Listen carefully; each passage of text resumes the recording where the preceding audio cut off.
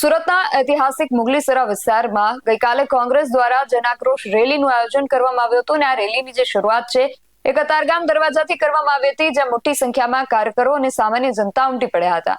પ્લેકાર્ડ્સ અને સૂત્રોચ્ચાર સાથે નીકળેલી આ રેલી સુરત મહાનગરપાલિકાની મુખ્ય કચેરી સુધી પહોંચી હતી. કોંગ્રેસના નેતાઓએ મોંઘવારી અને ભ્રષ્ટાચાર જેવા મુદ્દાઓને લઈને સરકારને ઘેરી હતી. શું છે સમગ્ર વિગત જાણીએ અહેવાલમાં. જય હિન્દ, BSI TV ન્યૂઝ પર આપની સાથે હું છું નિધિ ગઢવી. સુરતમાં કોંગ્રેસ દ્વારા જનાક્રોશ રેલીનું આયોજન કરવામાં આવ્યું હતું. આ રેલીની અંદર મોટી સંખ્યામાં કોંગ્રેસના કાર્યકર્તાઓ ઉમટી પડ્યા હતા. આ રેલીમાં પ્રદેશ પ્રમુખ અમિત ચાવડા, ભરતસિંહ સોલંકી, મુકુલ વાસનિક, કદીર પીરજાદા, તુષાર ચૌધરી, ચંદ્રવદન પીઠવાલા સહિતના જેટલા કોંગ્રેસના દિગ્ગજ નેતાઓ છે બધા એમાં જોડાયા હતા અને કતારગામના દરવાજાથી મહાનગરપાલિકાની જે મુખ્ય કચેરી છે ત્યાં સુધી આ રેલી યોજાઈ હતી.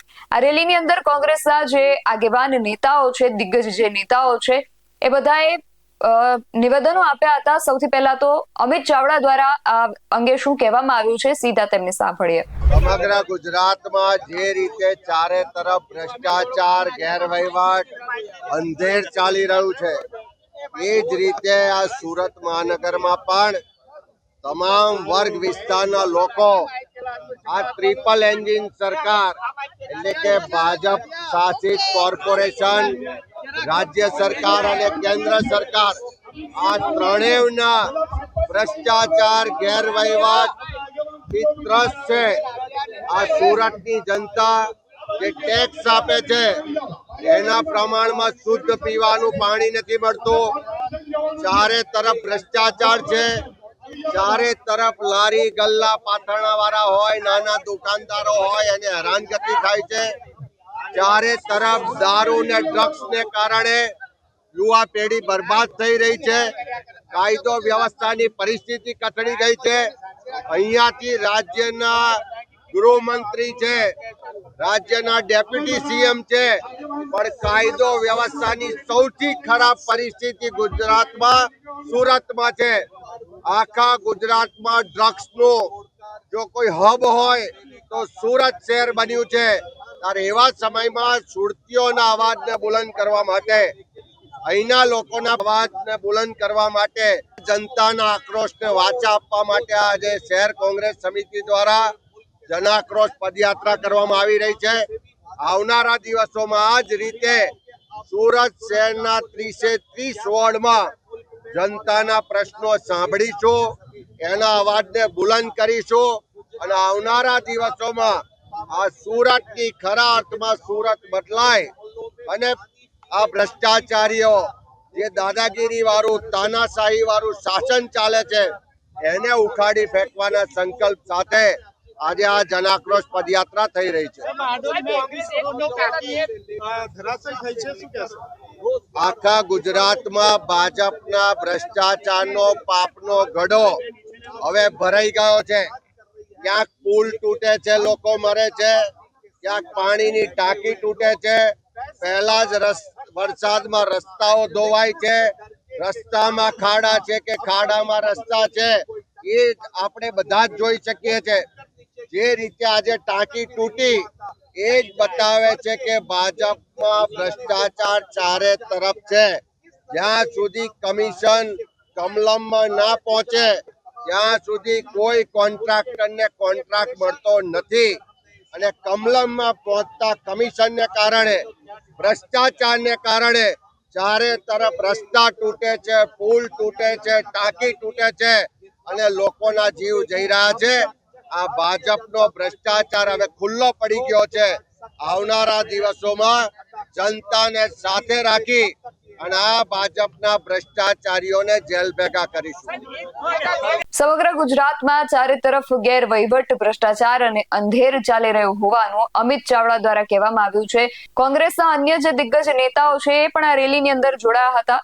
વિપક્ષ નેતા ડોક્ટર તુષાર ચૌધરી પણ આ રેલીમાં જોડાયા હતા. તેમણે શું કહ્યું એમને પણ સાંભળીએ. તો એક નવી બનેલી ટાંકી, એમાં પાણીનું ટીપું હજી પડવાનું બાકી હતું અને જમીન દોષ થઈ ગઈ છે. એમાં 3 જેટલા મજૂરોને ઈજા પણ થઈ છે. આવો ભ્રષ્ટાચાર સુરત મહાનગરપાલિકામાં ચાલતો હોય તો એની સામેનો જનાક્રોશ આજે આપણે રેલી દ્વારા કાઢવાનો છે. અહીંયા પાર્કિંગનો ઇજારો આપવાનો હોય, સફાઈ કર્મીની ભરતી કરવાની હોય, પૈસા વગર કોઈ કામ થતું નથી. તમે કોર્પોરેશનની વોર્ડ ઓફિસમાં જાઓ, ઝોન ઓફિસમાં જાઓ, એકે ઓફિસમાં પૈસા આપ્યા વગર કામ થાય છે ખરું? તો આવા લોકોને રસ્તો બતાવવા માટેનો સમય આવી ગયો છે. અને એસઆઈઆર પ્રક્રિયામાં સુરત શહેરમાં 12 લાખ જેટલા મતદારો ઘટી ગયા છે. એટલે વિધાનસભા અને લોકસભાની ચૂંટણી પ્રમાણે આ વખતની મહાનગરપાલિકાની ચૂંટણીમાં કાંટેકી ટક્કર થવાની છે. એ જે બધી લીડો હતી એ લીડો બોગસ મતોથી હતી, વોટ ચોરીની હતી. એ વોટ ચોરો કમિશને ઉડાવી દીધા છે. તો હવેનો મુકાબલો ખરાખરીનો રહેશે. એના માટે તમે તૈયાર થઈ જાઓ એવી સૌને વિનંતી, સૌનો આભાર. નહીં કહું ભરતસિંહ સોલંકીએ પણ આ તકે નિવેદન આપ્યું હતું, તેમને પણ સાંભળીએ. જે પ્રકારે ભારતીય જનતા પાર્ટીનું શાસન ગુજરાતમાં છેલ્લા 30 વર્ષ કરતા વધારે સમયથી ચાલી રહ્યું છે અને એ શાસનમાં જે પ્રકારના ઠાલા વચનો પ્રજાને આપવામાં આવ્યા હતા, બેકારી દૂર કરીશું, ભ્રષ્ટાચાર દૂર કરીશું, મોંઘવારી દૂર કરીશું, જનજીવન સુધારીશું, अच्छे दिन आएंगे અને એ પ્રકારના આશ્વાસનો પછી આજે ગુજરાતની પ્રજા, સુરત શહેરની પ્રજાની પરિસ્થિતિ ખૂબ ગંભીર, કફોડી અને મુશ્કેલ સ્થિતિમાં આવી ગઈ છે. તેવા સંજોગોમાં પ્રજાની આવાજને વાચા આપવા માટે કોંગ્રેસ પાર્ટીએ, ગુજરાત પ્રદેશ કોંગ્રેસ સમિતિએ આ જન આક્રોશનું આયોજન કર્યું છે. સુરત શહેર કોંગ્રેસ સમિતિએ આ કાર્યક્રમને મજબૂતાઈથી પ્રજાની સાથે લઈ જઈને પ્રજાનો અવાજ બુલંદ કરવા માટે કાર્યક્રમ યોજવામાં આવ્યો છે અને પ્રજા કોંગ્રેસની સાથે જબરજસ્ત રીતે જોડાઈ રહી છે. બારડોલીમાં 21 કરોડના ખર્ચે પાણીની ટાંકી બની છે, ઉદ્ઘાટન બાકી છે, પેલા તૂટી ગઈ. જે પ્રકારે આપણે જોયું કે ભારતીય જનતા પાર્ટી વિકાસ, સૌનો સાથ, સૌનો વિકાસની વાત કરી, પ્રજાના કરોડોના રૂપિયા એ ખતમ કરી રહી છે, ત્યારે તમે જોઈ રહ્યો કે બ્રિજ તૂટી રહ્યા છે, ટાંકી તૂટી રહી છે, રસ્તાઓ ખરાબ થઈ ગયા છે, ત્યારે એમના ખરાબ વહીવટ, ભ્રષ્ટાચારી, અહંકારી વહીવટને લીધે પ્રજા હેરાન થઈ રહી છે. આપના મોટા નેતા જે કોંગ્રેસમાં જોડાઈ રહ્યા છે, કોણ?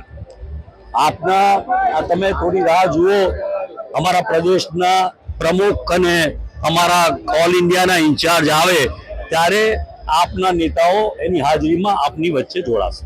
ક્યાંક ને ક્યાંક કોંગ્રેસની અંદર પણ ચાલી રહ્યા છે. જે અગાઉ શનિવારે રેલી હતી, કોંગ્રેસના પ્રમુખને ઇન્વિટેશન નહીં હતું, શું કારણ? જુઓ, એ રેલી એ એનએસસી અને યુવક કોંગ્રેસ દ્વારા એ ડ્રગ વિરોધી રેલી હતી કે ડ્રગ જે રીતે ભારતીય જનતા પાર્ટીના રાજમાં માજા મૂકી છે અને યુવાનોનું જીવન જે બદતર અને ખરાબ થઈ રહ્યું છે, ગુજરાતનું યુવાધન ખલાસ થઈ રહ્યું છે, બરબાદ થઈ રહ્યું છે, એની સામે યુવક કોંગ્રેસ એનએસયુઆઈ એ રેલી યોજી હતી કોંગ્રેસના પ્રમુખનું મહત્વ અને એટલા માટે એમાં માટે સૌએ સાથે મળીને કાર્યક્રમ યોજ્યો હતો અને સૌ સાથે મળીને આજે પણ એ બધા જ લોકો આ કાર્યક્રમમાં જોડાયા. નહીં દેખાયા ડ્રગ્સમાં ઇન્ટરેસ્ટ નથી પ્રમુખશ્રીને. પ્રમુખ પણ ડ્રગના વિરોધમાં કે જે પ્રકારે ગુજરાતમાં ચાલી રહ્યું છે એના ભાગરૂપે આ જન આક્રોશ રેલી એ તમામ પ્રશ્નોને લઈને પ્રજાની અવાજને વાચા આપવા માટે જોડાઈ છે.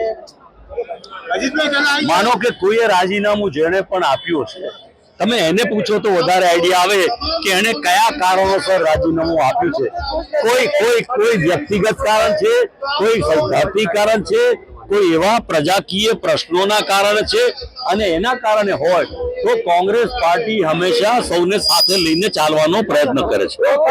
ગુજરાતના કરોડો લોકોની સમસ્યાને લઈને સુરતમાં સાંકેતિક યાત્રાનું આયોજન કરવામાં આવ્યું છે એવું મુકુલ વાસનિક દ્વારા કહેવામાં આવ્યું હતું. તેમને પણ સાંભળીએ, તેમણે વધુમાં શું કહ્યું. કે ये आक्रोश यात्रा यहाँ पर सांकेतिक है. गुजरात के लाखों लोग, करोड़ों लोग जो परेशान हैं, ये उनकी परेशानियों को लेकर एक सांकेतिक आक्रोश यात्रा यहाँ सूरत के सड़कों पर चलेगी. ये यात्रा तमाम लोगों की परेशानियों को लेकर, आज यहाँ सूरत में निकाली जा रही है। बेरोजगारी को लेकर, किसान के फसल को दाम नहीं मिलता उसको लेकर, महिलाओं का उत्पीड़न हो रहा उसको लेकर, शिक्षा की सुविधाएं नहीं है उसको लेकर, ये तमाम चीजें, गांव में गली मोहल्लों में पीने का पानी नहीं मिलता लेकिन शराब पहुंच गई है, ड्रग्स पहुंच गई है, ये तमाम मुद्दों को लेकर यह आक्रोश है। राज्य सरकार क्यों दारूबंदी को लेकर आप क्या कहेंगे? दारूबंदी का क्यों कारगर साबित? देखिए, ये सरकार अगर ईमानदार होती तो गुजरात की ये स्थिति नहीं बनती। ये सरकार पूरी तरह से भ्रष्टाचार में लिप्त है।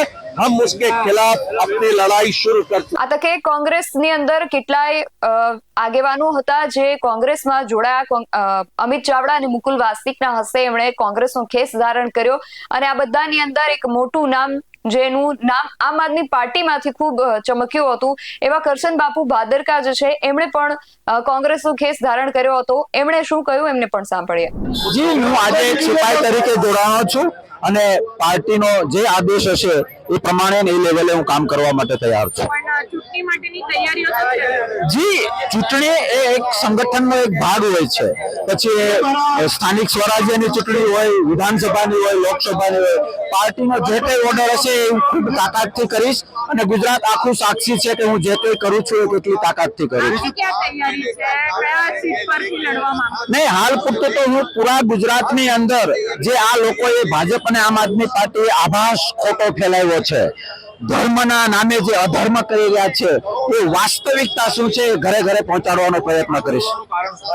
જે ઘણું બધું છે, મેં કહ્યું એ પ્રમાણે કઈ ઉદ્દેશ નથી, પરિપક્વતા નથી, દીર્ઘદ્રષ્ટિ નથી અને સંગઠન હોવું જોઈએ, પાર્ટી હોવી જોઈએ।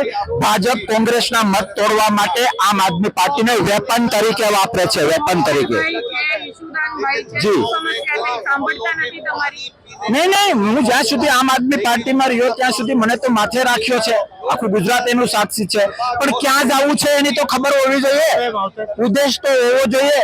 ક્યાં સુધી બીજી પાર્ટીઓના વેપન્સ તરીકે કામ કરીશું? લોકશાહી એ માવતર છે।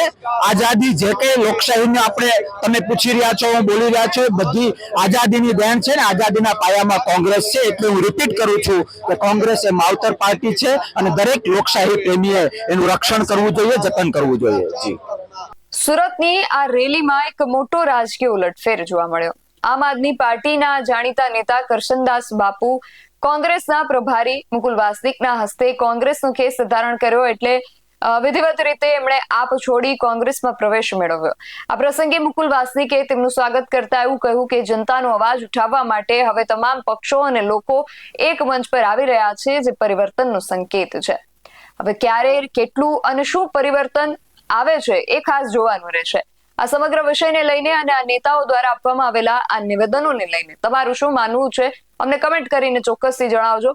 આવા જ વધુ અહેવાલો સાથે મળતા રહીશું। તમે અમારી યુટ્યુબ ચેનલને સબસ્ક્રાઇબ કરવાનું અને અમને ફેસબુક અને ઇન્સ્ટાગ્રામ પર ફોલો કરવાનું ભૂલશો નહીં। બાકી નવી અપડેટ્સ માટે આપ જોતા રહો BSI TV ન્યૂઝ। નમસ્કાર।